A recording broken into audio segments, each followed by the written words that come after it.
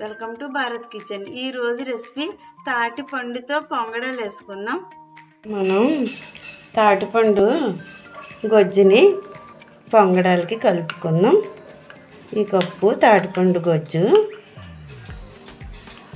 ఇది సీజనల్లో తీసేసుకుని డీప్ ఫ్రిడ్జ్లో పెట్టుకుంటే ఎన్నాళ్ళైనా పాడవదు. పులుపు రాదు, టేస్ట్ చాలా బాగుంటుంది. ఓ పావు కప్పు కొబ్బరి తురుము ఫ్రెష్గా ఉండాలి, అప్పుడప్పుడు వేసుకుంటేనే టేస్ట్గా ఉంటుంది నిలవ కొబ్బరి కంటే. ఒక కప్పు బెల్లం పొడి,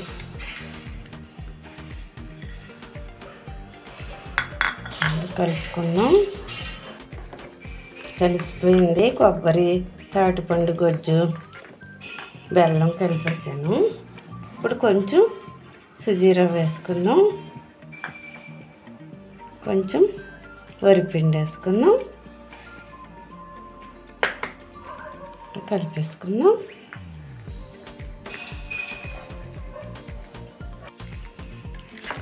ఇలా ఉంటే సరిపోతుంది, మరి పలసగా అవసరం లేదు. ఈ మాత్రం చక్కగా సరిపోతుంది.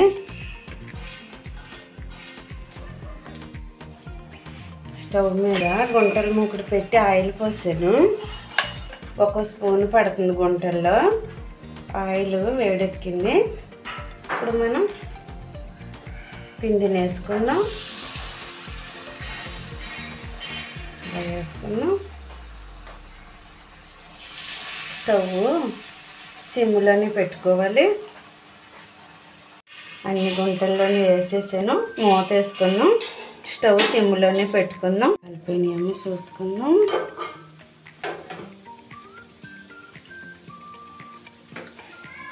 ఒక్కొక్కటిగా తిరగబెట్టుకుందాం.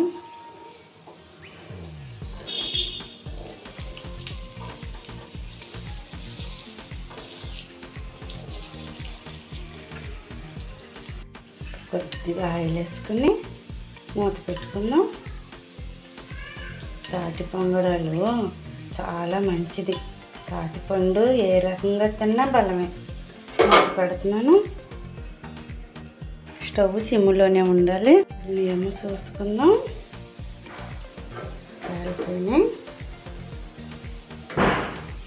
ఇలా కాలాలి, ఇలా కాలాలి. ఒక్కొక్కటిగా తీసుకుందాం. మనం ఇప్పుడు పొంగడాలు రెడీ అయిపోయినాయి.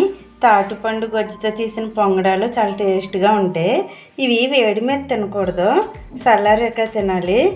మెత్తటి పొంగడాలు చాలా టేస్ట్గా ఉంటాయి. ఒకసారి ట్రై చేయండి. ఈ వీడియో కనుక మీకు నచ్చినట్లయితే లైక్ చేయండి, షేర్ చేయండి, బెల్ ఐకాన్ క్లిక్ చేయండి, సబ్స్క్రైబ్ చేయండి.